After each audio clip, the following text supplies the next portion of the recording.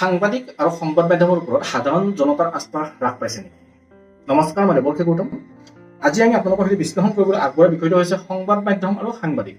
সংবাদ মাধ্যমক দেশৰ গণতন্ত্ৰৰ চতুৰ্থ স্তম্ভ বুলি কোৱা হয়। সংবাদ মাধ্যমৰ যি ভূমিকা সেয়া দেশৰ সমাজ গঠন, গণতান্ত্ৰিক প্ৰক্ৰিয়া প্ৰতিটো বিষয়ৰ প্ৰতিটো স্তৰতে এক বিশেষ ভূমিকা আছে। সংবাদ মাধ্যমে সদায় এক বিশেষ ভূমিকা পালন কৰি আহিছে আৰু ভৱিষ্যতেও কৰি যাব লাগিব।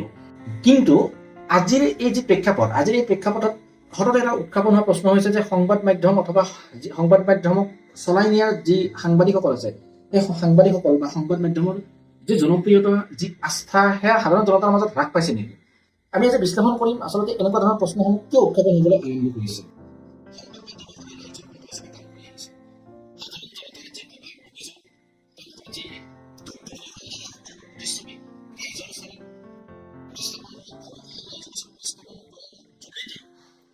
জনপ্ৰতিনিধি আছে, চৰকাৰ আছে, প্ৰশাসন আছে, তেওঁলোকৰ দৃষ্টিগোচৰ কৰা।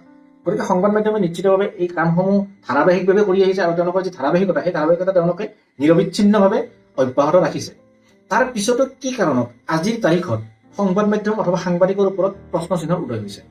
সঁচা অৰ্থত সংবাদ মাধ্যম আৰু সাংবাদিক সমাজৰ এনেকুৱা এটা অংশ, যিটো অংশ বাদ দি আমি এক সুস্থ সমাজ ব্যৱস্থাৰ কথা চিন্তা কৰিব নোৱাৰো। সাংবাদিকসকলে সদায় নিৰপেক্ষভাৱে তেওঁলোকে বিভিন্ন সংবাদ সংগ্ৰহ কৰে আৰু সেই সংবাদসমূহ সংবাদ মাধ্যমৰ, সেয়া ছপা মাধ্যমেই হওক বা সেয়া ইলেক্ট্ৰনিক মাধ্যমেই হওক, যিকোনো মাধ্যমত তেওঁলোকে প্ৰচাৰ কৰে আৰু সেই প্ৰচাৰ কৰাৰ ফলত এক সাংঘাতিক ধৰণৰ জনমত গঢ়ি উঠে আৰু সেই তেনেকুৱা ধৰণৰ জনমতে বিভিন্ন সমস্যা সমাধান কৰাৰ পথ প্ৰশস্ত কৰে। সেয়া চৰকাৰৰ দৃষ্টিগোচৰ কৰে, জনপ্ৰতিনিধিৰ দৃষ্টিগোচৰ কৰে আৰু চৰকাৰ অথবা জনপ্ৰতিনিধিসকলে তেনেকুৱা ধৰণৰ সমস্যাসমূহ সমাধান কৰিবলৈ বাধ্য হৈ পৰে।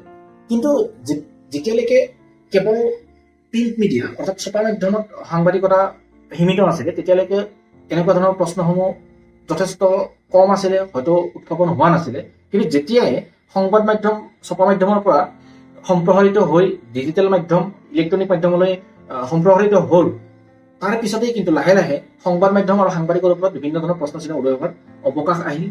বহুতো প্ৰশ্ন চিহ্ন উদয় কৰিলে। কিয় এই প্ৰশ্ন চিহ্নসমূহ উদয় কৰিলে?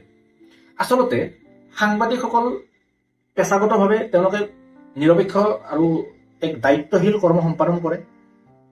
তাৰে মাজত বিশেষকৈ ডিজিটেল মাধ্যমত, আজিকালি সামাজিক মাধ্যমত বিভিন্ন ধৰণৰ পৰ্টেল চেনেল আমি দেখিবলৈ পাওঁ। তেনেকুৱা ধৰণৰ বিভিন্ন পৰ্টেল চেনেলত একাংশ এনেকুৱা সাংবাদিক ওলাইছে বা এনেকুৱা সাংবাদিকৰ জন্ম হৈছে, যিসমূহ সাংবাদিকে নিজক সাংবাদিক বুলি পৰিচয় দিয়ে, কিন্তু তেওঁলোকৰ কোনো শিক্ষাগত অৰ্হতা বা সাংবাদিকতা কৰিব পৰা তেওঁলোকৰ কোনো অৰ্হতা নাথাকে।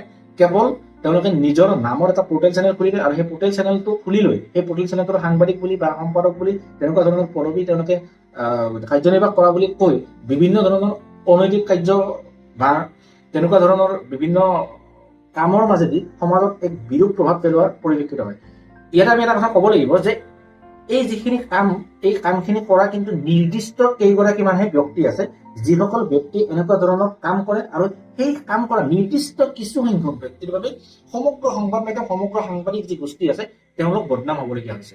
গতিকে তেনেকুৱা যি ব্যক্তি আছে, তেনেকুৱা যি লোক আছে, কেৱল নিজৰ ব্যক্তি স্বাৰ্থ সিদ্ধিৰ বাবে সাংবাদিকতাৰ নিচিনা এটা পবিত্ৰ পেছাক তেওঁলোক অপমানিত কৰিছে, সংবাদ মাধ্যমৰ নিচিনা এটা গণতন্ত্ৰৰ চতুৰ্থ স্তম্ভ অপমানিত কৰিছে। তেনেকুৱা ব্যক্তিসকলক কিন্তু আচলতে আমি চিনাক্ত কৰিব লাগে। আমি চিনাক্ত কৰাৰ উপৰিও যিসকলে প্ৰকৃততে নিৰপেক্ষভাৱে দায়িত্বশীলভাৱে সাংবাদিকতা কৰি আছে, তেওঁলোকে সেই ব্যক্তিসকলক চিনাক্ত কৰি ৰাইজৰ আগত পৰিচয় কৰাই দিব লাগে। কাৰণ যদি তেনেকুৱা কৰা নহয়, তেনেহলে ৰাইজৰ মাজত কিন্তু এটা বেয়া বাৰ্তা যায়, যি বাৰ্তাই দায়িত্বশীল সাংবাদিকসকলকো, দায়িত্বশীল সংবাদ গোষ্ঠীসকলকো অপমানিত কৰে, তেওঁলোকৰ বদনাম উৎসাহিত হোৱা আমি দেখিবলৈ পাওঁ। গতিকে বিশেষকৈ যিসকল, মই আকৌ কৈছো, যিসকল অৰ্থাৎ একাংশ নিৰ্দিষ্ট কিছু সংখ্যক এই স্বাৰ্থলোভী নিজৰ ব্যক্তি স্বাৰ্থ সিদ্ধিৰ বাবে সাংবাদিকতাৰ পেছাটোক ব্যৱহাৰ কৰা, সংবাদ গোষ্ঠীক তেওঁলোকে ব্যৱহাৰ কৰা, সেই ব্যক্তিসকলক চিনাক্ত কৰিব লাগে আৰু চিনাক্ত কৰি ৰাইজৰ সন্মুখত পৰিচয় কৰাই দিব লাগে। অন্যথা কিন্তু সংবাদ মাধ্যম অথবা সাংবাদিকসকলৰ যি এক নিকা ছবি ৰাইজৰ মাজত আছিল বা ৰাইজৰ মাজত আগতে প্ৰচলিত হৈ আছিল, সেই ছবিখন কিন্তু লাহে লাহে ম্লান হোৱাৰ উপক্ৰম হৈছে। ম্লান হোৱাৰ উপক্ৰম এইটো কাৰণে হৈছে যে তেওঁলোকে ঠিকেই প্ৰকৃততে সাংবাদিকতা কৰা, দায়িত্বশীলভাৱে সাংবাদিকতাৰ পেছাটোক আগবঢ়াই নিয়া সংবাদ গোষ্ঠীৰ সাংবাদিকসকলে তেওঁলোকৰ কৰ্ম সঠিকভাৱে ৰূপায়ণ কৰি আছে, তেওঁলোকে কাম ঠিকেই কৰি আছে। কিন্তু তেওঁলোকৰ সেই কামত কালিমা সানিছে একাংশ স্বাৰ্থলোভী আৰু নিজৰ ব্যক্তি স্বাৰ্থ সিদ্ধিৰ বাবে কাম কৰি যোৱা নিৰ্দিষ্ট একাংশ সাংবাদিক ৰূপী দালালে। গতিকে তেনেকুৱা ধৰণৰ দালালি কৰা ব্যক্তিসকলক সংবাদ মাধ্যম অথবা সাংবাদিকসকলে কিন্তু চিনাক্ত কৰি ৰাইজৰ আগত পৰিচয় কৰাই দিয়া দৰকাৰ আছে। যদি তেওঁলোকৰ পৰিচয় ৰাজহুৱা নহয়, তেনেহলে সাধাৰণ জনতাই বুজি নাপাব, সাধাৰণ জনতাই চিনি নাপাব আচলতে তেওঁ প্ৰকৃততে সাংবাদিক হয় নে নহয়।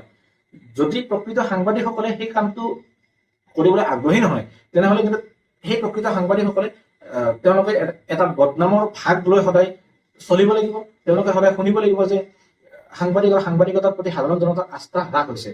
সাংবাদিক আৰু সাংবাদিকতাৰ যি আস্থা, সেই আস্থা ৰাইজৰ মাজত সদায় ঊৰ্ধত ৰাখিবলৈ হলে ৰাইজে সদায় সেই সাংবাদিকতাক এটা সন্মানৰ চকুৰে তেওঁলোকৰ আস্থাৰ প্ৰতীক হিচাপে উপস্থাপন কৰিব লাগিলে কিন্তু এনেকুৱা ধৰণৰ কিছু কাম কৰাৰ দৰকাৰ আছে।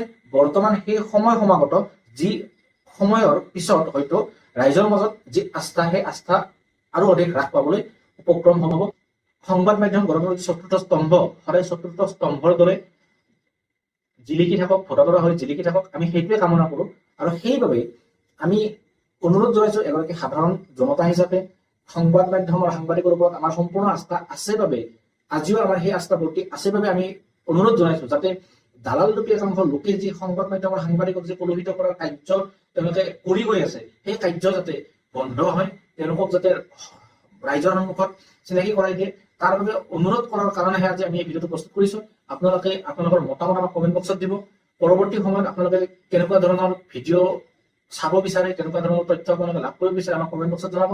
আমি নিশ্চিতভাৱে আপোনালোকৰ পচন্দৰ ভিডিঅ' লৈ আহিবলৈ আমি চেষ্টা কৰিম। আজিলৈ ধন্যবাদ।